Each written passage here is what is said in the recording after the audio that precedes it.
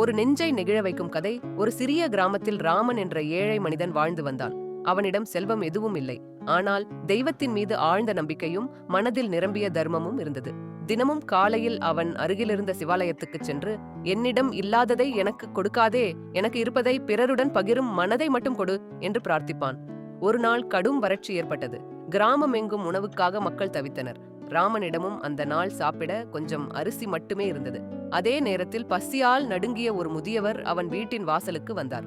மகனே, 2 பிடி சோறு கிடைக்குமா என்று கண்ணீருடன் கேட்டார். ராமன் ஒரு நொடி கூட யோசிக்கவில்லை. அவன் வைத்திருந்த சிறிய அரிசியையும் சமைத்து அந்த முதியவருக்கு முழுவதும் கொடுத்தான். அவன் மனைவி கவலையுடன் பார்த்தாலும் ராமன் சாந்தமாக, தெய்வம் பார்த்துக் கொள்வான் என்றான். முதியவர் உணவு உண்டபின் ராமனை ஆசீர்வதித்து சென்றார். அவர் சென்ற சில நிமிடங்களில் கிராமத் தலைவர் ராமன் வீட்டிற்கு வந்து, ராமா, அரசு உதவி வந்துள்ளது. நீ எப்போதும் பிறருக்கு உதவுகிறவன் என்பதால் உன் குடும்பத்திற்கு முன்னுரிமை என்றார். அந்த நாள் ராமன் உணர்ந்தான், தெய்வம் கோயிலில் மட்டுமல்ல, தர்மம் செய்யும் மனிதனின் மனதில்தான் வாழ்கிறது. நாம் பகிர்ந்த அளவுக்கு வாழ்க்கை நம்மிடம் அதிகமாக கொடுக்கும். தெய்வ நம்பிக்கையும் தர்மமும் சேரும்போது அதுவே உண்மையான ஆசீர்வாதம்.